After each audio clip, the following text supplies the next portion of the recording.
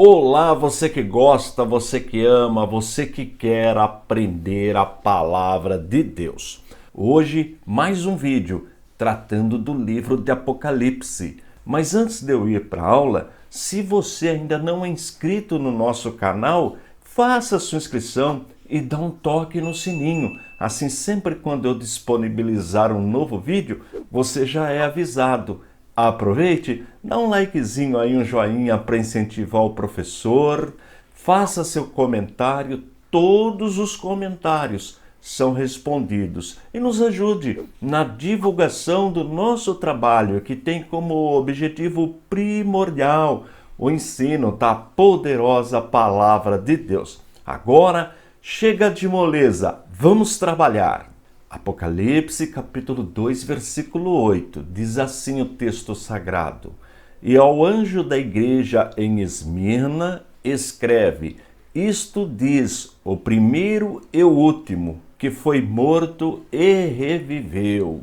Nós já aprendemos que quem está falando é nosso Senhor e Salvador Jesus Cristo. É Ele que foi morto e reviveu. É Ele que vive eternamente. Tudo isso nós já aprendemos em versículos anteriores e continua repetindo. Não existe outra interpretação a não ser esta, que quem está falando é nosso Senhor e Salvador Jesus Cristo. Como eu tenho feito em todas as aulas, o pedacinho comentado eu deixo sempre em destaque na cor amarela. Um detalhe importante: todos os textos que eu apresento, eles estão disponíveis no nosso site, no www.icp.com.br. Se você quiser baixá-los para utilizá-los como material didático ou até mesmo para ensinar as pessoas aí na sua comunidade, só acessar e baixá-los, não tem custo algum. Vamos em frente. E ao anjo. Nós já aprendemos em aulas anteriores que existem pelo menos 3 interpretações para a palavra anjo, no caso do texto de Apocalipse. Anjo, um grupo interpreta como sendo o líder da igreja, o pastor, o bispo, não importa a nomenclatura, mas o grupo interpreta que é aquele que está na frente do trabalho, liderando o trabalho. Um outro grupo já interpreta como sendo anjo mesmo, no sentido literal, que cada igreja tem um anjo assessorando, ajudando no trabalho. E um terceiro grupo interpreta que trata-se da pessoa do Espírito Santo que atua na igreja.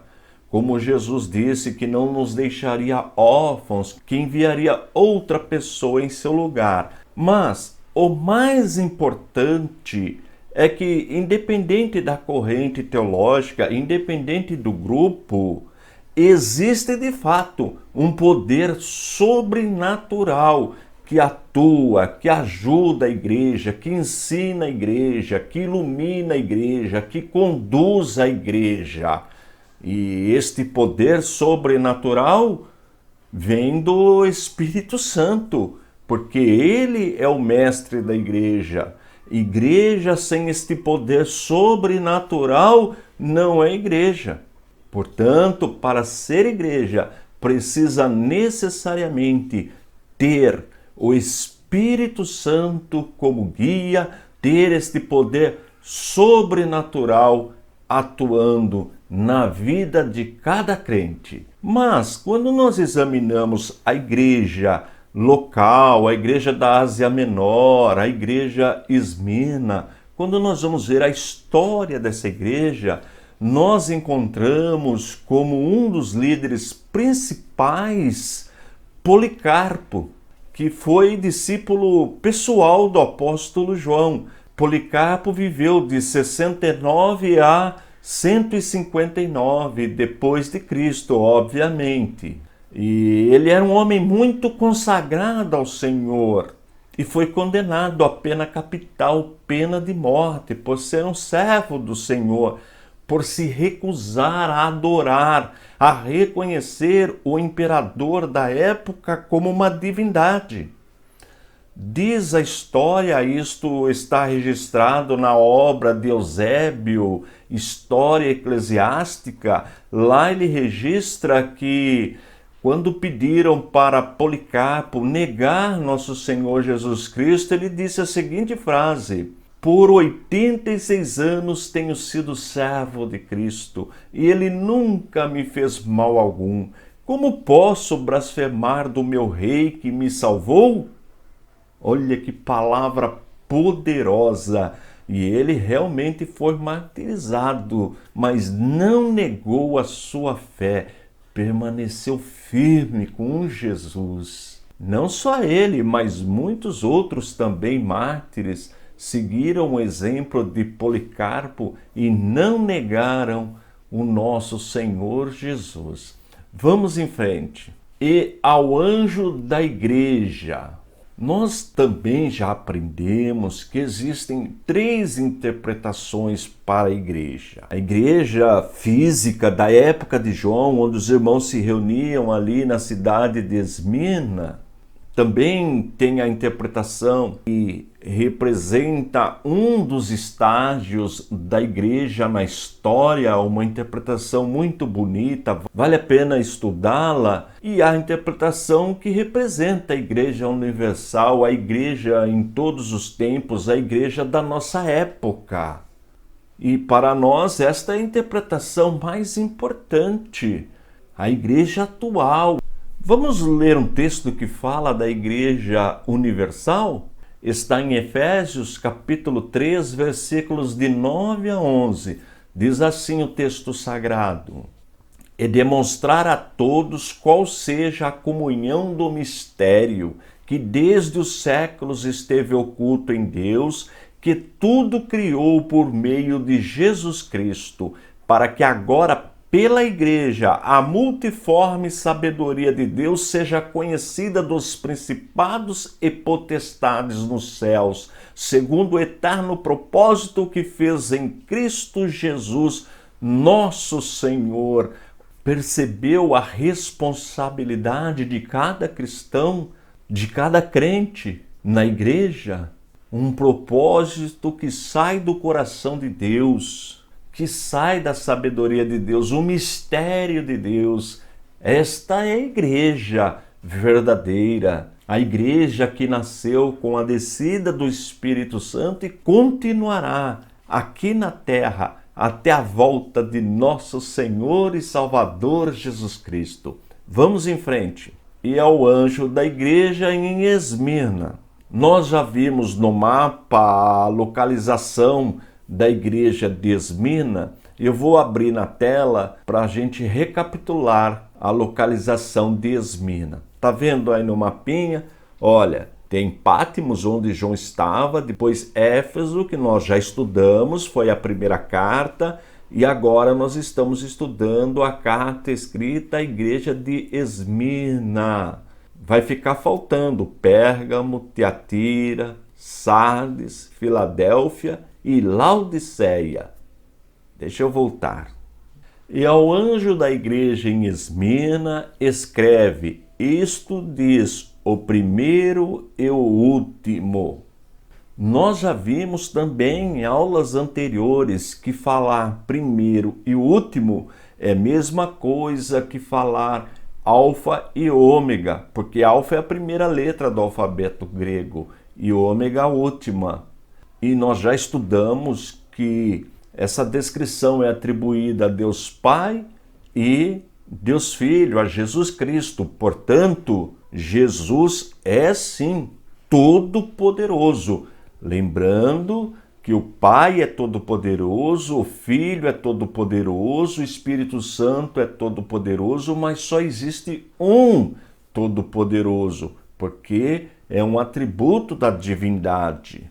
Se você perdeu o ensino sobre este assunto, por favor, consulte as aulas anteriores que estão aí no playlist Apocalipse, versículo por versículo.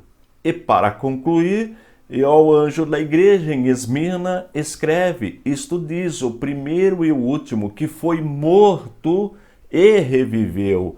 Ora, quem foi morto e reviveu? Nosso Senhor e Salvador Jesus Cristo. Vamos ver dois textos? Romanos capítulo 8, versículos 29 e 30. Porque os que dantes conheceu, também os predestinou para serem conformes à imagem de seu Filho, a fim de que ele seja o primogênito entre muitos irmãos. E aos que predestinou, a estes também chamou. E aos que chamou, a estes também justificou. E aos que justificou, a estes também glorificou. O texto está falando da igreja, está falando de nós. Todos que reconhecem que são pecadores e aceitam o plano da salvação proposto por Deus, assim como Jesus morreu e ressuscitou, nós também iremos ressuscitar um dia. Esta é a maior esperança que nós temos. Paulo nos ensina que se não tivéssemos essa esperança, seríamos os mais miseráveis dos homens. Na próxima aula, nós vamos continuar a leitura da carta destinada à igreja de Esmirna. Apocalipse, versículo por versículo, capítulo 2, versículo número 9. Conheço a tua tribulação, a tua pobreza, mas tu és rico, e a blasfêmia dos que a si mesmos se declaram judeus e não são, sendo antes sinagoga de Satanás. Vamos para a primeira parte. Conheço a tua tribulação. Tribulação aí significa opressão, aflição, perseguição, pressão. Mas de quem? Do Império Romano. Neste período que João escreveu, o imperador era o Domiciano, considerado na história como o segundo Nero. Foi um grande perseguidor dos cristãos. Muitos foram martirizados por se recusarem a prestar culto ao imperador, a adorar o imperador.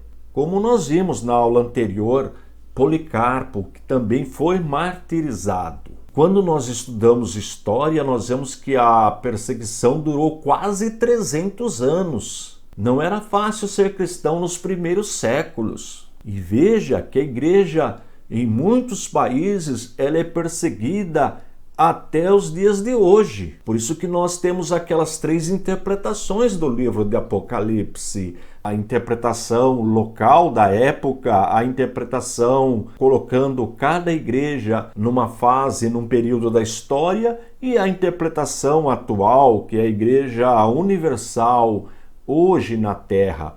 Como nós já estudamos a igreja de Éfeso, que foi a primeira carta, tudo o que acontecia naquela época acontece hoje também. E na igreja que nós estamos estudando, a igreja de Esmirna, não é diferente. Você vai perceber que qualquer uma destas igrejas se encaixam na situação em que vivemos hoje em dia.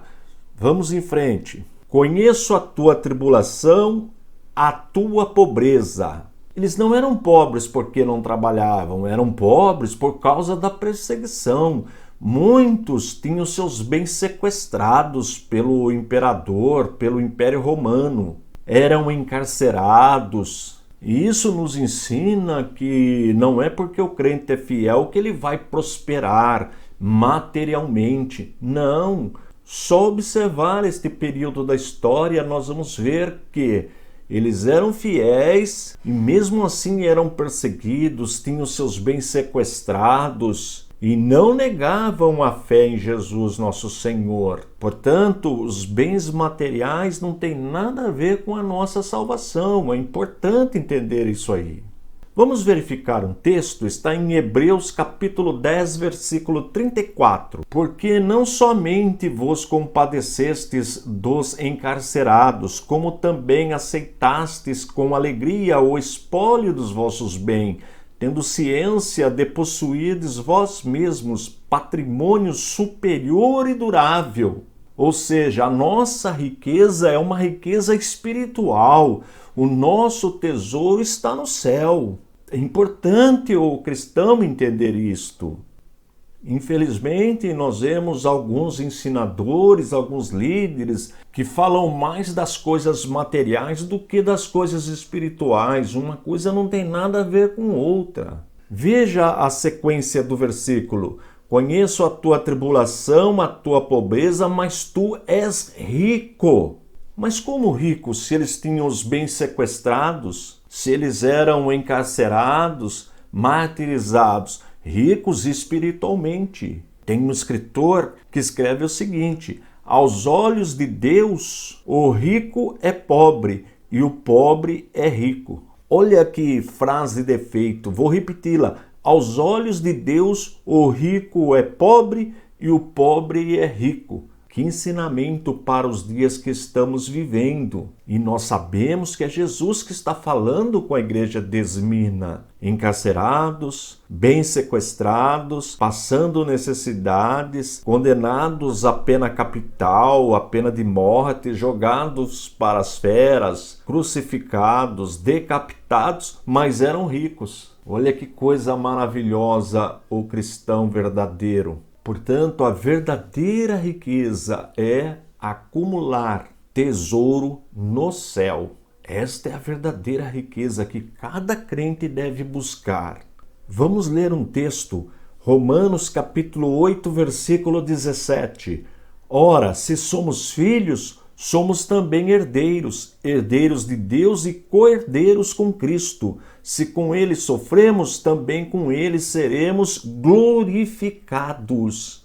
Lembrando que nós fomos adotados por Deus. Deus só tem um filho, unigênito, único da mesma espécie, Jesus Cristo, nosso Senhor. Mas nós, por meio de Jesus, nos tornamos filhos de Deus. Portanto, somos herdeiros. Olha que coisa maravilhosa, cordeiros com Cristo. É isso que o texto está dizendo. De repente você está passando por uma tribulação, por uma grande luta, uma dificuldade financeira, mas isso passa, isso é temporal. O importante é que o nosso sofrimento é por amor da palavra, por amor de Cristo. Então, assim como ele sofreu, nós sofremos também, e com ele seremos glorificados. Olha que palavra poderosa. Mais um texto, Romanos capítulo 14, versículos 17 e 18. Porque o reino de Deus não é comida nem bebida, mas justiça e paz e alegria no Espírito Santo. Aquele que deste modo serve a Cristo é agradável a Deus e aprovado pelos homens. Olha que palavra poderosa! Como eu disse, as coisas materiais passam, mas o nosso tesouro no céu permanece para sempre. Vamos em frente. Conheço a tua tribulação, a tua pobreza, mas tu és rico. E a blasfêmia dos que a si mesmos se declaram judeus e não são. Esse pedaço está falando dos judeus que perseguiam os cristãos, judeus que negaram Jesus, da mesma forma que perseguiam Jesus, que levaram Jesus à crucificação, agora também estão perseguindo os cristãos. Quando nós estudamos história, nós aprendemos que a cidade de Esmina tinha muitos judeus e eles colaboravam com os romanos, com o império, para prender os cristãos. Olha que coisa terrível, mas não eram verdadeiros judeus. Olha o que Paulo fala aos Romanos capítulo 2, versículos 28 e 29. Porque não é judeu quem o é apenas exteriormente, nem é circuncisão a que é somente na carne. Porém, judeu é aquele que o é interiormente, e circuncisão a que é de coração, no espírito, não segundo a letra, e cujo louvor não procede dos homens, mas de Deus. Este é o verdadeiro judeu. Paulo está tratando das coisas espirituais. Eles não eram verdadeiros judeus, porque os judeus perseguiram Jesus e agora perseguindo os irmãos, perseguindo a igreja. Vamos em frente. Conheço a tua tribulação, a tua pobreza, mas tu és rico, e a blasfêmia dos que a si mesmos se declaram judeus e não são, sendo antes sinagoga de Satanás. Ora, se eles estavam colaborando com o Império Romano para prender, para perseguir, para levar os cristãos à morte, logo estavam a serviço de Satanás. Não podiam, em hipótese alguma, estar trabalhando para Deus. Veja o que Jesus disse, está registrado no Evangelho segundo escreveu João, capítulo 8, versículo 44. Vós sois do diabo, que é o vosso pai, e quereis satisfazer-lhe os desejos. Ele foi homicida desde o princípio e jamais se firmou na verdade, porque nele não há verdade. Quando ele profere mentira, fala do que lhe é próprio, porque é mentiroso e pai da mentira.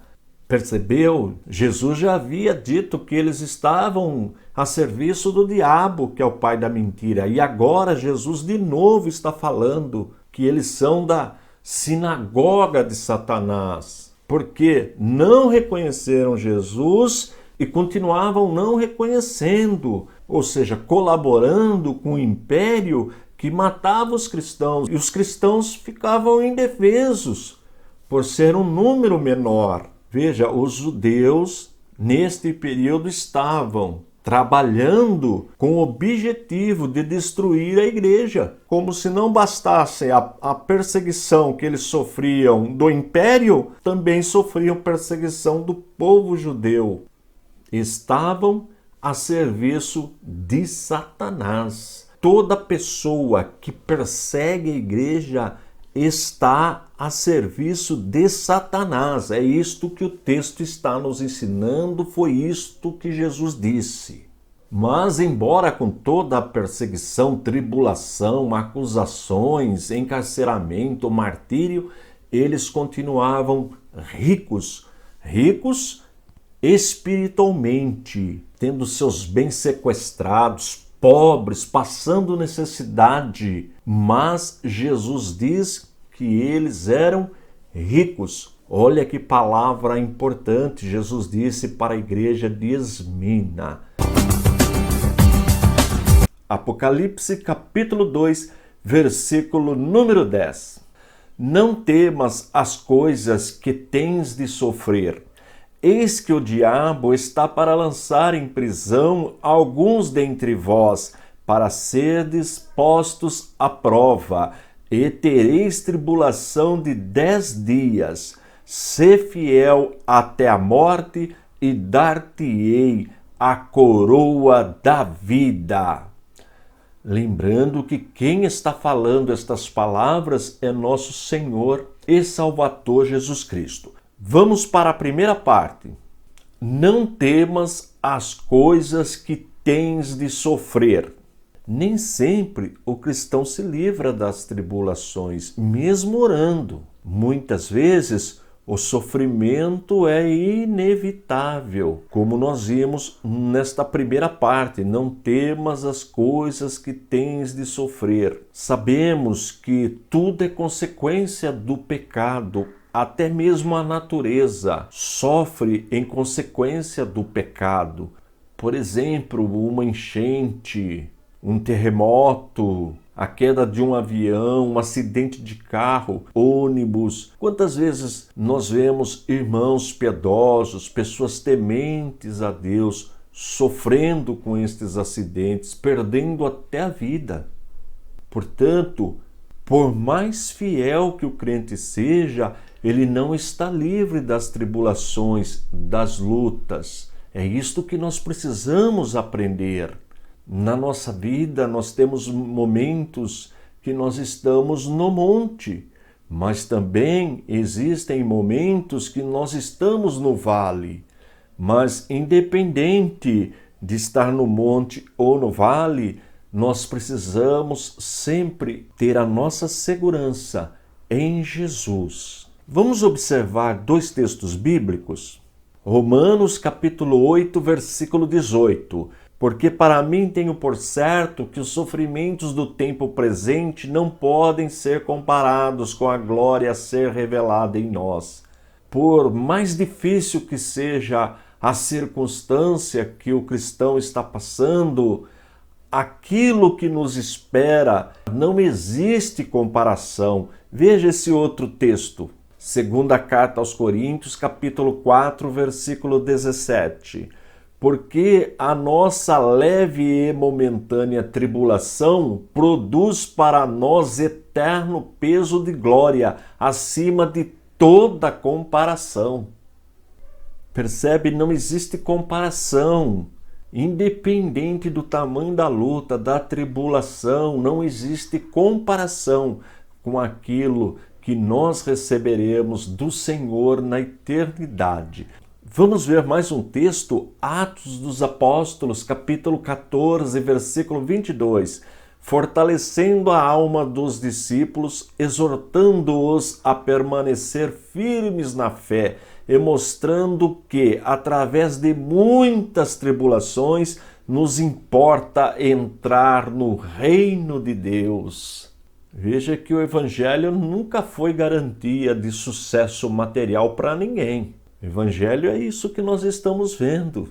Trata-se da nossa vida eterna, que não tem comparação com a vida material.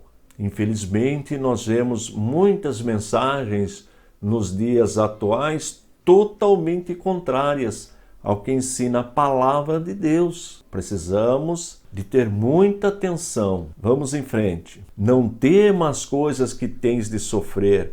Eis que o diabo está para lançar em prisão algum dentre vós. O diabo é um ser pessoal. Lembra das 3 faculdades da personalidade?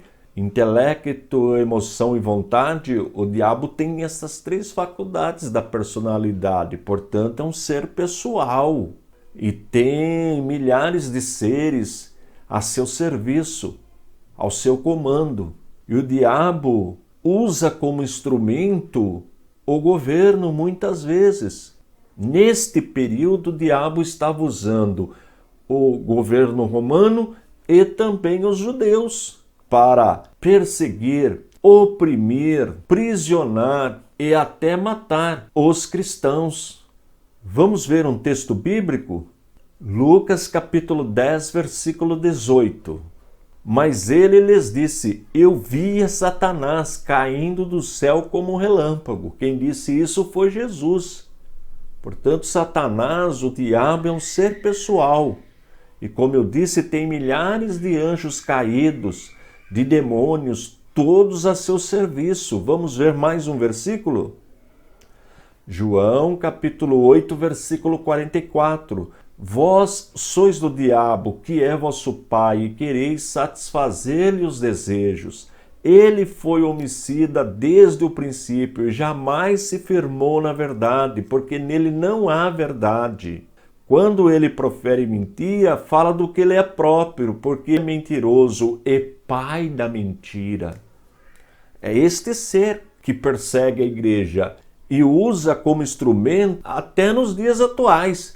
Governos. Em quantos países os cristãos são perseguidos, martirizados por governos opressores? E não foi diferente naquela época. Veja que o Apocalipse é um livro super atual. Foi escrito para a igreja de Esmina daquela época esse texto, mas também nós vemos naquela interpretação que nós já aprendemos histórica e vemos também na igreja atual. Nós não temos dúvida de que isto acontece hoje em dia, que o diabo atua sim, usando o governo humano para oprimir a igreja, para tentar destruir a igreja. Vamos em frente. Não temas as coisas que tens de sofrer. Eis que o diabo está para lançar em prisão algum dentre vós, para serdes postos à prova. O crente, ele é provado. Nós enfrentamos lutas diárias. Infelizmente, muitos não resistem às provas, desanimam, porque não são verdadeiros cristãos, nunca foram convertidos, porque aqueles que Deus escolheu suportam as lutas, as dificuldades. Mas aqueles que estão na igreja só em busca de vitória, em busca de solução para a sua vida material, se decepcionam e abandonam, porque nunca foram cristãos de verdade. Porque o crente de verdade, como diz o texto, ele é posto à prova. E que tipo de prova eles sofriam na época? Espancamentos, insultos, prisões, privação de alimento, porque na época existia o culto ao imperador e o cristão não aceitava adorar o imperador, a ter o imperador como senhor. Daí a perseguição. E alguns não resistiam à perseguição, é verdade. E não é diferente hoje. Vamos em frente. Não temas as coisas que tens de sofrer. Eis que o diabo está para lançar em prisão alguns dentre vós, para ser dispostos à prova, e tereis tribulação de 10 dias. Esse 10 dias aí tem mais de uma interpretação. Quando nós estudamos história neste período, nós vemos 10 imperadores perseguindo a igreja. Começa com Nero e vai até Diocleciano. Todos eles perseguiram a igreja. Então, alguns estudiosos interpretam esses 10 como esses 10 imperadores.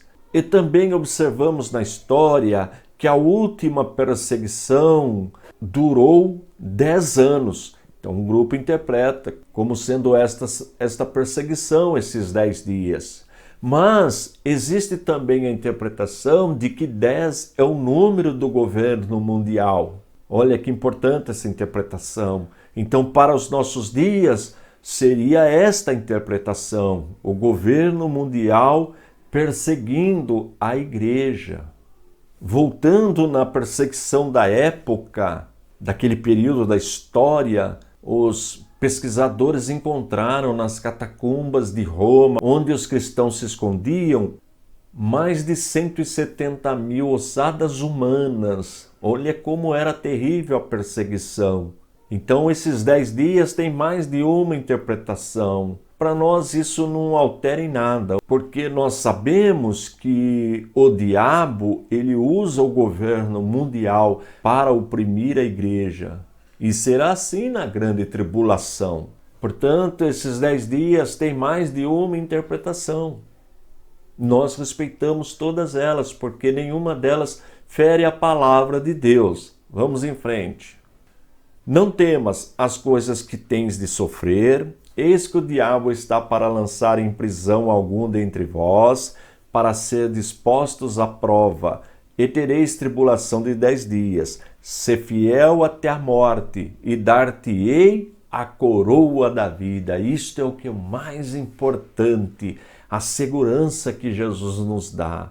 Ele também sofreu, foi perseguido, foi morto, mas assim como ele foi vitorioso e foi coroado, foi glorificado, o cristão que suporta a luta, muitas vezes a ponto de ser martirizado, também receberá a coroa, o galardão. É nesse sentido que o texto fala. Lembra que nós já estudamos Jesus chamando os crentes de sacerdócio real? Agora já está falando da coroa da vida. Vamos ver 2 textos? Tiago, 1º capítulo, versículo 12. Bem-aventurado o homem que suporta com perseverança a provação, porque depois de ter sido aprovado, receberá a coroa da vida, a qual o Senhor prometeu aos que o amam.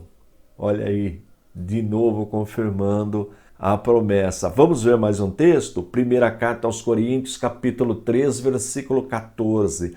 Se permanecer a obra de alguém que sobre o fundamento edificou, esse receberá galardão.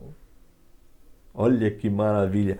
Veja que a salvação é de graça, mas ainda os vencedores serão premiados por Deus lá na glória, na eternidade. olha, participarão da eternidade com Deus, seremos glorificados. Mas precisa permanecer fiel, firme, até o último dia. Viu como o livro de Apocalipse é um livro atual? Apocalipse capítulo 2, versículo 11. Quem tem ouvidos, ouça o que o Espírito diz às igrejas. O vencedor de nenhum modo sofrerá dano da segunda morte. Lembrando que todos os slides que eu apresento durante a aula, eles ficam disponíveis no nosso site, no www.icp.com.br. Se você quiser baixá-los como material didático, ou até mesmo se você ensina na sua igreja, você pode utilizar esse material, ajuda bastante no aprendizado. Mas vamos para o nosso primeiro trechinho, primeiro pedacinho do versículo. Quem tem ouvidos, ouça. Nós já aprendemos esse pedacinho. Quem fala é nosso Senhor e Salvador Jesus Cristo, mas agora ele está falando já no seu corpo glorificado. Mas quando ele esteve no seu ministério terreno, ele também falou estas mesmas palavras. Vamos conferir? Marcos capítulo 4, versículo 9. Quem está falando é Jesus. E disse-lhes: quem tem ouvidos para ouvir, ouça. Vamos ver mais um? Marcos capítulo 4, versículo 23. Jesus de novo: se alguém tem ouvidos para ouvir, ouça. Vamos ver mais um? Marcos capítulo 7, versículo 16. Se alguém tem ouvidos para ouvir, ouça. Olha que mensagem importante. E agora Jesus falando com João na ilha de Pátimos, Jesus já glorificado com todas as prerrogativas da divindade como todo-poderoso, repete as mesmas palavras. Quem tem ouvidos para ouvir, ouça. Mas ouvir o quê? Vamos ver? Quem tem ouvidos, ouça o Espírito. Trata-se do Espírito Santo, como nós já aprendemos. Nós cremos em um único Deus, mas encontramos três pessoas na divindade: a pessoa do Pai, a pessoa do Filho e a pessoa do Espírito Santo.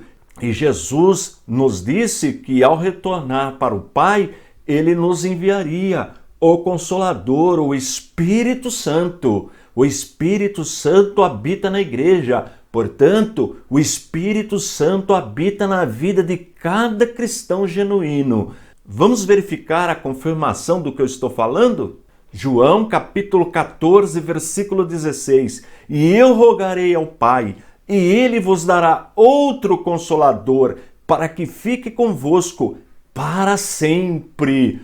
Olha que palavra poderosa! Não existe igreja sem o Espírito Santo. Toda pessoa que passou pelo processo da conversão verdadeira tem em sua vida o Espírito Santo. Vamos em frente. Quem tem ouvidos, ouça o que o Espírito diz às igrejas.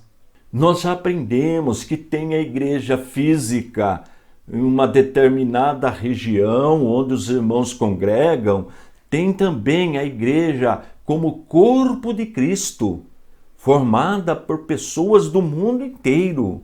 Cada crente é igreja. Vamos confirmar isto? Vamos ver um texto bíblico, Efésios capítulo 3, dos versículos 10 ao 12.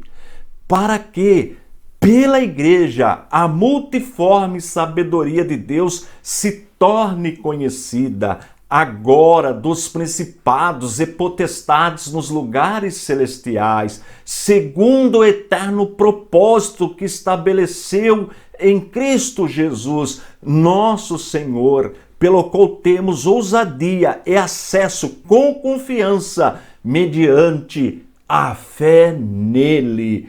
Olha que texto importante! Temos acesso a Deus. Basta depositarmos a nossa fé em nosso Senhor e Salvador Jesus Cristo. Olha que texto importante! Trata-se do eterno propósito de Deus. Deus planejou a igreja.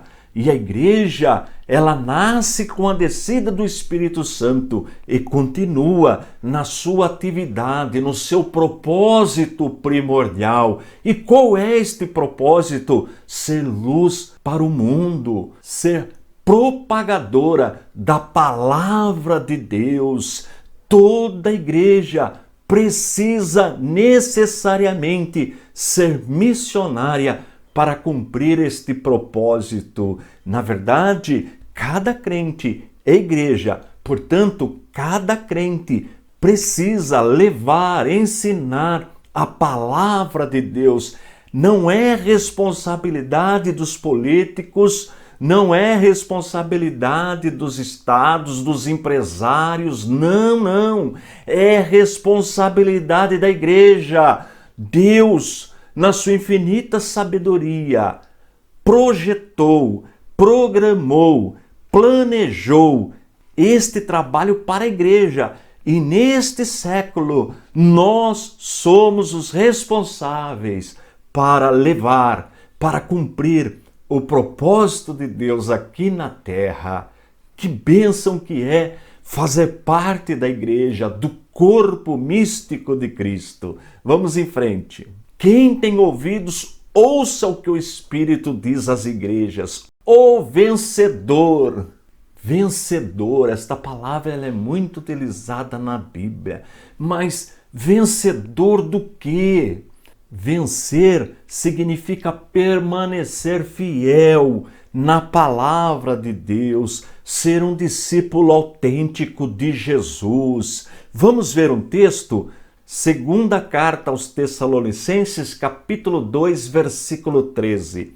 Entretanto, devemos sempre dar graças a Deus por vós, irmãos amados pelo Senhor, porque Deus vos escolheu desde o princípio para a salvação, pela santificação do Espírito e fé na verdade.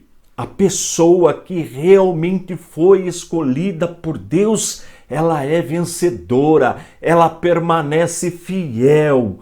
Infelizmente, muitos procuram a igreja, mas com outros interesses de bens materiais, interesses políticos e tantos outros interesses. Mas aquele que procura a igreja, porque foi impactado pela palavra, que reconhece que é pecador e realmente recebe o Espírito Santo, aceita o plano da salvação, este é o cristão genuíno, este é vencedor, este permanece. Por quê? Porque foi escolhido por Deus desde o princípio para a salvação eterna. Que palavra poderosa! Vamos ler mais um texto sobre vencedor. Portanto, meus irmãos amados, sede firmes, inabaláveis e sempre abundantes na obra do Senhor, sabendo que no Senhor o vosso trabalho não é vão. Olha que maravilha! Ser constante, inabalável. Este é o comportamento do cristão verdadeiro, daquele que tem o Espírito Santo. Ele é firme na palavra, ele é inabalável, ele é abundante na obra do Senhor e tem certeza pela fé que o trabalho que realiza para o Senhor não é vão, em hipótese alguma. Olha que versículo poderoso nós lemos no livro de Apocalipse. Pena que o livro é pouco lido nas igrejas, mas ele traz promessas maravilhosas. Toda igreja deve estudar o livro de Apocalipse. Vamos em frente. Quem tem ouvidos, ouça o que o Espírito diz às igrejas. O vencedor de nenhum modo sofrerá dano da segunda morte. Essa expressão segunda morte é só encontrada aqui no livro de Apocalipse. E é Jesus que está falando. Quando nós estudamos a teologia, a palavra de Deus, nós aprendemos sobre a nossa vida material e a nossa vida espiritual. A vida material, ela é temporária, ela tem prazo de validade. Por exemplo, eu posso citar o Salmo 90 e o verso 10, que limita a nossa vida em 60, 70, outros chegam até 100, que bênção, mas ela tem prazo de validade, a nossa vida física, ela é temporária, mas a vida espiritual, ela é eterna. Veja, por exemplo, Hebreus capítulo 9, versículo 27, que diz que os homens estão destinados a morrerem uma única vez, seguindo depois o juízo. Esta é a vida importante e Jesus está falando desta vida, desta morte, da morte espiritual. Não está falando da morte física, porque este nosso corpo, que a Bíblia chama de tabernáculo, ele é corruptível. Ele não pode herdar as coisas espirituais, ele não pode herdar a vida eterna.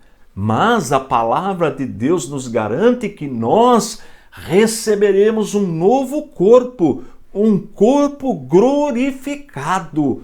Olha que importante! Mas aqueles que não têm compromisso com Deus, aqueles que não dão valor algum à palavra do Senhor, que não obedecem à palavra, ao chamado de Deus, estes sofrerão a segunda morte. Vamos ver o que Pedro escreveu na sua primeira carta, capítulo 3, versículo 18? Pois também Cristo morreu uma única vez pelos pecados, o justo pelos injustos, para conduzir-vos a Deus, morto sim na carne, mas vivificado no Espírito. E é Jesus que está falando com João, já com o seu corpo glorificado. Vamos ver mais um texto? E conhecer o amor de Cristo que excede todo entendimento, para que sejais tomados de toda a plenitude de Deus. Olha que versículo maravilhoso, que palavra poderosa. Consegue imaginar participar da plenitude de Deus? Viver eternamente com Deus? Esta é a garantia dada pelo nosso Salvador, mas infelizmente aqueles que não têm compromisso com Deus, estes sofrerão o dano da segunda morte, que é ficar eternamente distante de Deus, junto com o maligno, com o diabo e os seus anjos. Olha que coisa terrível! Serão lançados no fogo eterno, mas pela graça do Senhor, pela misericórdia de Deus, fomos escolhidos. Não fomos nós que escolhemos Deus. Deus nos escolheu para participarmos da plenitude eterna, para habitarmos eternamente com Deus.